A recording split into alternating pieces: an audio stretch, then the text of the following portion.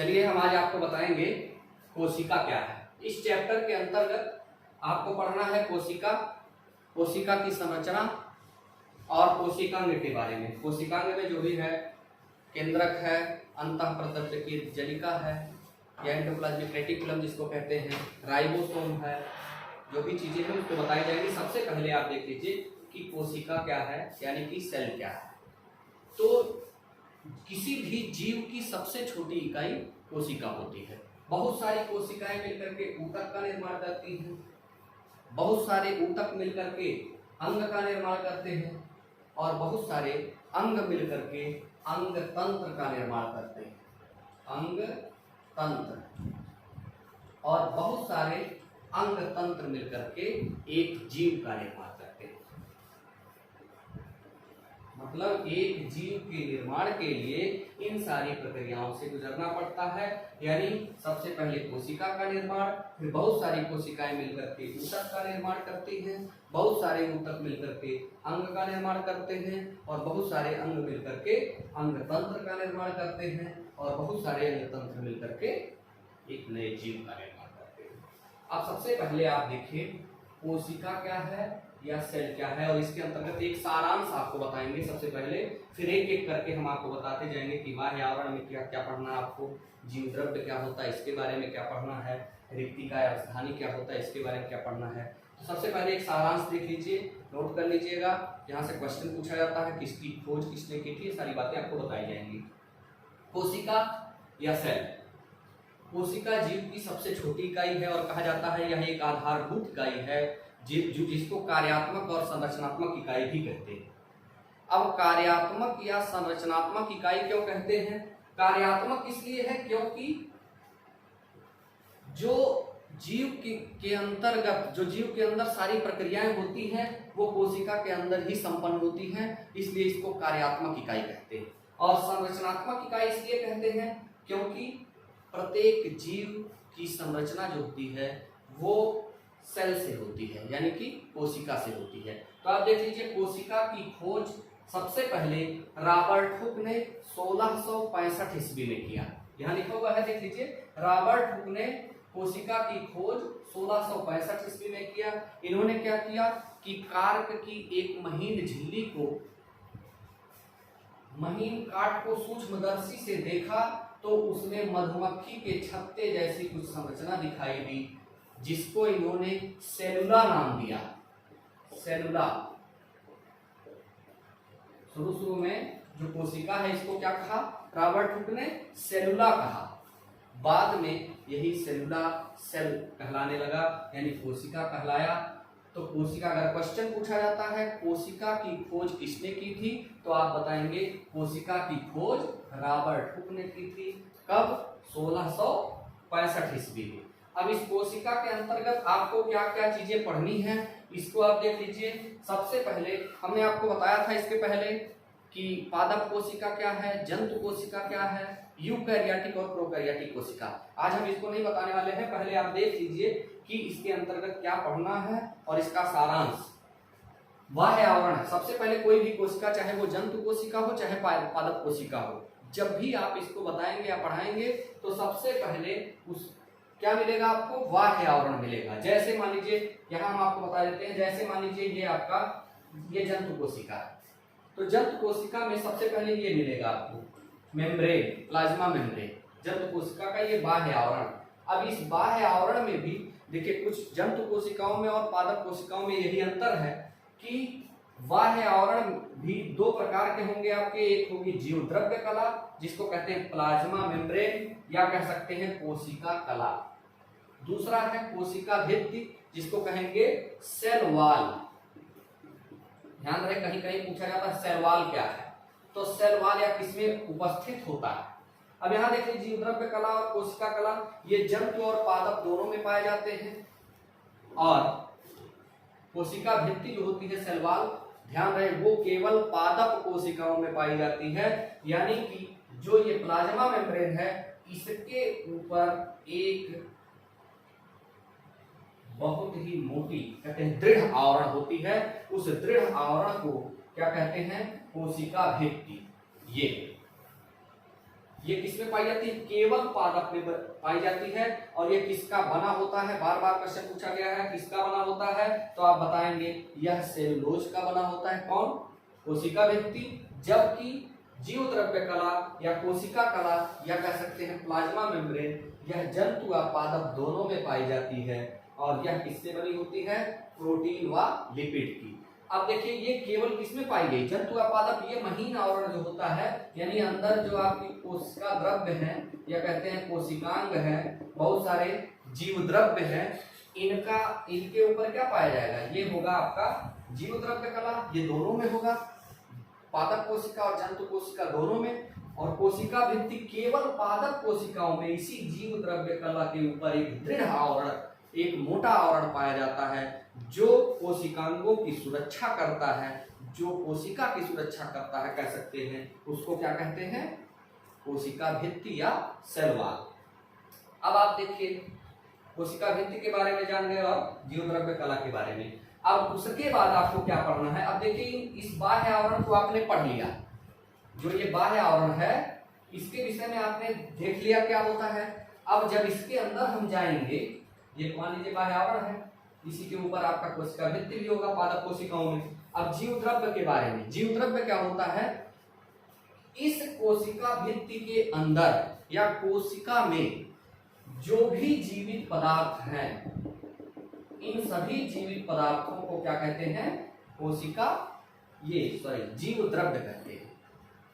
कोशिका के अंदर जो भी जीवित पदार्थ हैं उसको क्या कहेंगे? जीव द्रव्य। अब जीवित पदार्थ में कोशिकांग भी आएंगे, सभी कोशिकांग भी आएंगे, कोशिका द्रव्य भी आएंगे। तो आप देख लीजिएगा इस जीव द्रव्य में हम दो चीजों का अध्ययन करेंगे, पहला कोशिका द्रव्य का और दूसरा इसमें केंद्रक का। यहाँ बीच में केंद्रक भी होगा, तो केंद्रक का अध्ययन भी करेंगे। और इसके अंदर ये बाहर जो तरल अर्धपारगम्य चीजें दिख रही हैं आपको, चिपचिपा पदार्थ दिख रहा है, वो आपका हो जाएगा कोशिका द्रव्य। और इसी कोशिका द्रव्य में ही हमको क्या मिलेंगे? कोशिकांग मिलेंगे। इसको बाद में हम बताएंगे आपको, कोशिकांग इसी कोशिका द्रव्य में मिलेंगे। अब आपको अगर बताना हो जीव द्रव्य में कि जीव द्रव्य कहाँ, इसकी स्थिति कहाँ है, तो आप यहाँ बताएंगे कि ये जो केंद्रक है वह पदार्थ जो केंद्रक को घेरे होता है, जो केंद्रक को चारों तरफ से घेरे होता है और जो कोशिका द्रव्य से स्वयं घिरा होता है, उसको क्या कहते हैं? जीव द्रव्य। और जीव द्रव्य में हम इन्हीं दोनों चीजों का अध्ययन करेंगे, एक कोशिका द्रव्य का और इस कोशिका द्रव्य के अंतर्गत कोशिकांग का, और दूसरा केंद्रक का।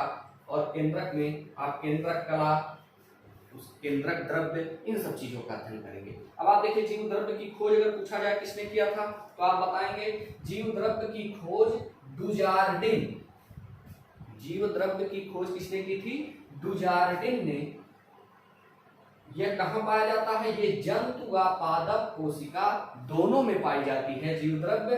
कब किया था खोज? 1835 में। तो आप बताएंगे जीव द्रव्य की खोज डुजार्डिन ने सन 1835 ईस्वी में की थी। अब आगे आइए आप देख लीजिए रिक्तिका या रसधानी। अब इसमें इतनी चीजें ही नहीं पाई गई। पहले तो आपने क्या देखा? बाह्य आवरण। बाह्य आवरण के बाद आपने देखा जीव द्रव्य।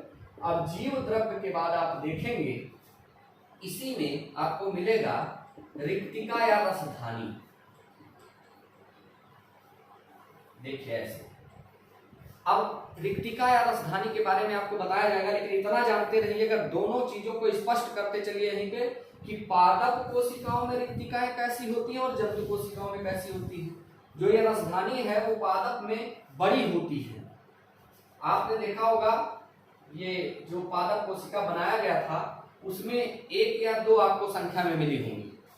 क्यों? क्योंकि ये बड़ी होती है। तो ध्यान रहे ये बड़ी होती हैं और कम संख्या में पाई जाती है। किसमें? पादप कोशिका में। जबकि जंतु कोशिका में छोटी होती हैं और अधिक संख्या में पाई जाती है। जंतु कोशिका जब आप बनाएंगे, ये जंतु कोशिका ही समझिए है, तो इसमें क्या होगा? इसमें आप देख लेंगे छोटी कई रसधानी मिलेंगी आपको, संख्या में अधिक होती हैं लेकिन आकार में कैसी होती हैं? छोटी होती है। अब आप सबसे पहले अब यहाँ देखिए जीव द्रव्य के बाद यहाँ कोशिका द्रव्य आपको बताया जाएगा। कोशिका द्रव्य क्या है?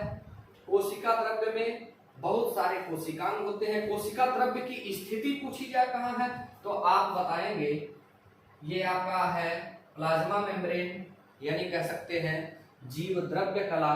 तो वह पदार्थ जो जीव द्रव्य कला के से ढकी होती है, और आप कह सकते हैं ये जीव द्रव्य, ऐसा जीव द्रव्य, आप ऐसे कहेंगे ऐसा जीव द्रव्य जो प्लाज्मा मेम्ब्रेन के से घिरी होती है और किसको घेरे होती है, केंद्रक को घेरे होती है, यानी केंद्रक को जो घेरे होती है और जो स्वयं प्लाज्मा मेम्ब्रेन से या जीव द्रव्य कला से घिरी होती है उसको कहते हैं जीव द्रव्य, ये सॉरी कोशिका द्रव्य। अब इसी कोशिका द्रव्य में आपको पढ़ना है बहुत सारे कोशिकांगों के बारे में, और वो कोशिकांग क्या है हम आपको बताते हैं यहाँ नीचे, ये जान लीजिए कोशिका द्रव्य के बारे में। जैसे है राइबोसोम और एंडोप्लाज्मिक रेटिकुलम, राइबोसोम और क्या कहा हमने, अभी आपको इसमें पढ़ना राइबोसोम के बारे में,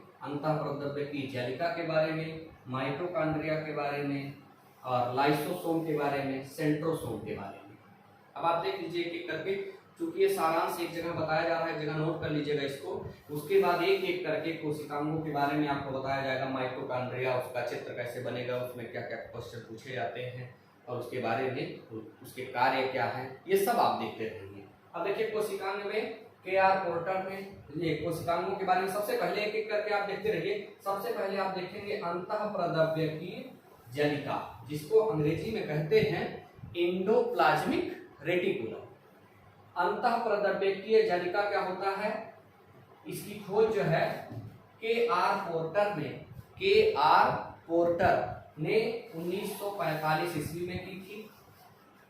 ये दो प्रकार के होते हैं, आप देखेंगे जब जंतु कोशिका और पादप कोशिका बनाई गई होगी तो उसमें जो आपका अंतःप्रद्रव्यकीय जालिका था ऐसे करके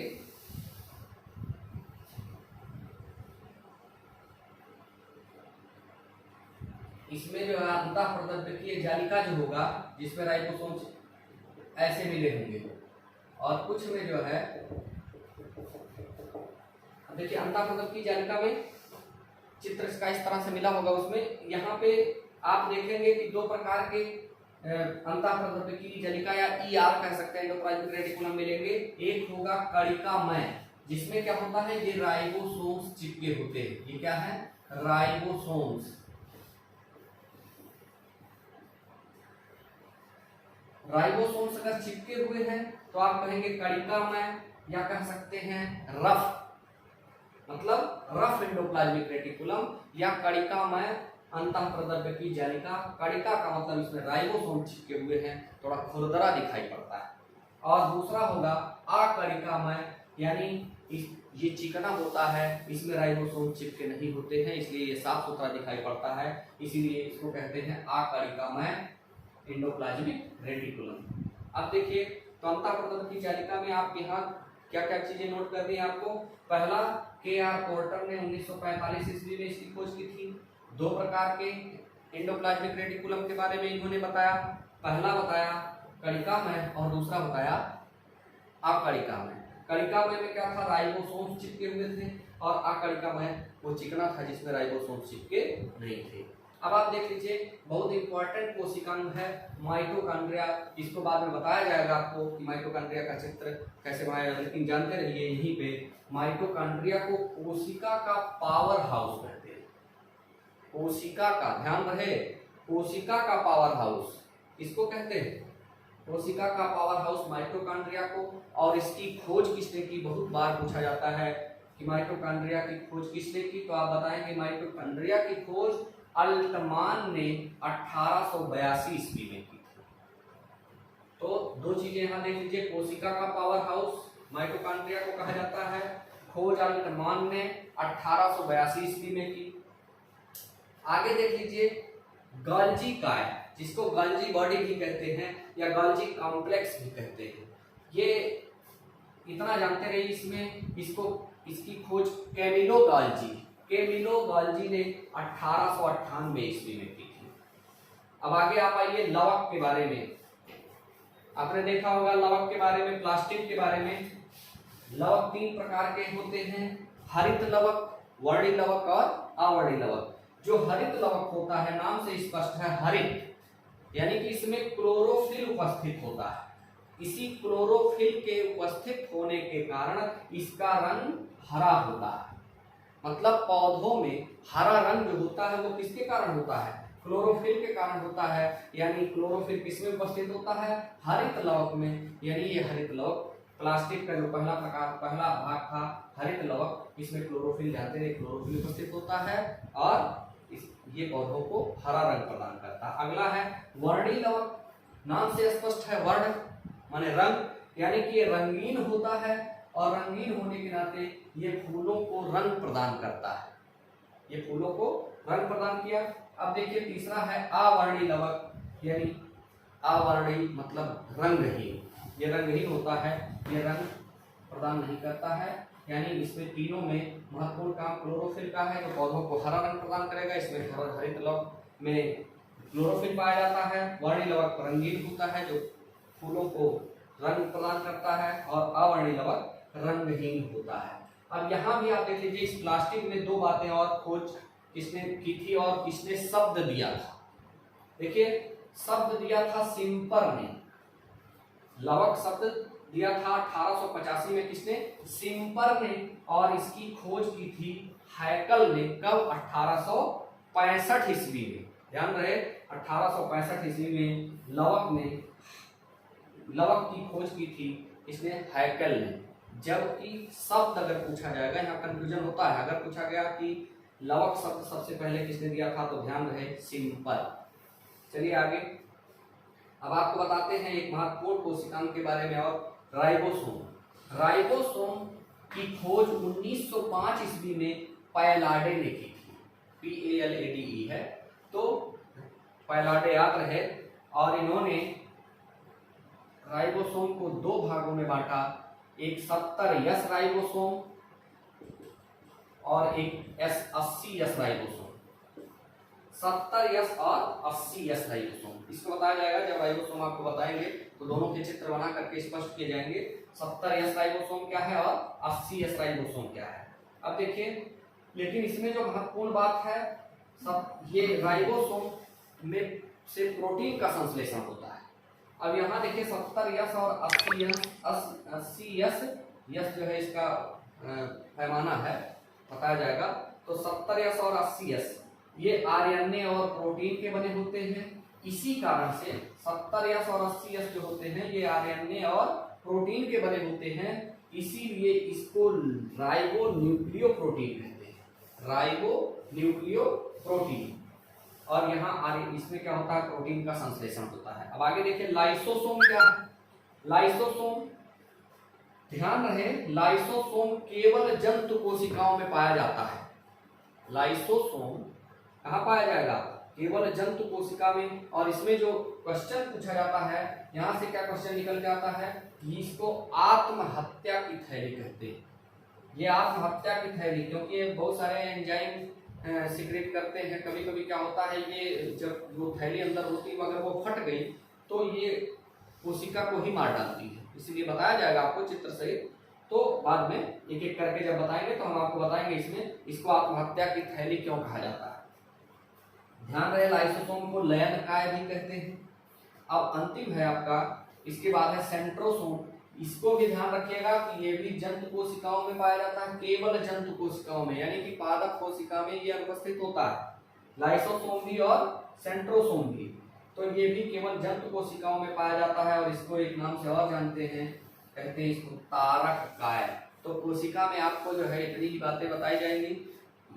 कोशिका क्या है, बाह्य आवरण क्या है उसका, जीवद्रव्य क्या है, फिर केंद्रक क्या है, कोशिकांगों के बारे में एक एक करके आपको बताया जाएगा। और एक इंपॉर्टेंट बात और जान लीजिए यहाँ पे, उसको जो है बताना भूल गए, आप ये जान लीजिए कि कोशिका सिद्धांत, कई बार पूछा गया कि कोशिका सिद्धांत की खोज किसने की थी, तो हम कंफ्यूज होते हैं। तो यहाँ पे एकदम स्पष्ट कर लीजिए, कोशिका सिद्धांत 2 लोग मिलकर के, कहीं कहीं लिखा होगा कोशिका सिद्धांत की खोज स्लाइडेन और स्वान ने किया था, स्लाइडेन और स्वान। कोशिका सिद्धांत, स्लाइडेन और स्वान, इतना ही जानिए। स्लाइडेन का नाम आप कहां बताएंगे? स्लाइडेन ने पादप कोशिकाओं के आधार पर कोशिका सिद्धांत का निर्माण स्लाइडेन ने किया था। यहां आगे लिख लीजिएगा चाहे, पादप कोशिकाओं के आधार पर, पादप कोशिका के आधार पर,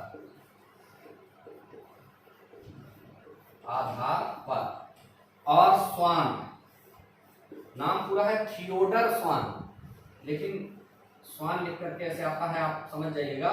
थियोडर स्वान और मैथिलियस स्लाइडन, इनका नाम है मैथिलियस स्लाइडन और इनका नाम है थियोडर स्वान। तो स्वान अगर पूछा जाएगा तो कहिएगा जंतु कोशिकाओं के आधार पर, जंतु कोशिका के आधार पर कोशिका सिद्धांत की खोज स्वान ने की थी। अगर दोनों अलग करके पूछा जाए, और अगर कहीं ये पूछ लिया गया कोशिका सिद्धांत की खोज किसने की थी, तो आप क्या करेंगे? कोशिका सिद्धांत में आपको बताना है, अगर संयुक्त रूप से पूछा गया हो तो आप कहेंगे स्लाइडेन व स्वान, स्लाइडेन एवं स्वान, ऐसे करके भी आता है, यानी दोनों लोग मिल करके। लेकिन दोनों में क्या अंतर था? पादप कोशिका के आधार पर स्लाइडेन ने कोशिका सिद्धांत के बारे में बताया और जंतु कोशिका के आधार पर स्वान ने। अब इसके बाद जो है नेक्स्ट क्लास में आपको बताया जाएगा एक एक करके कोशिकांगों के बारे में। बहुत बहुत धन्यवाद।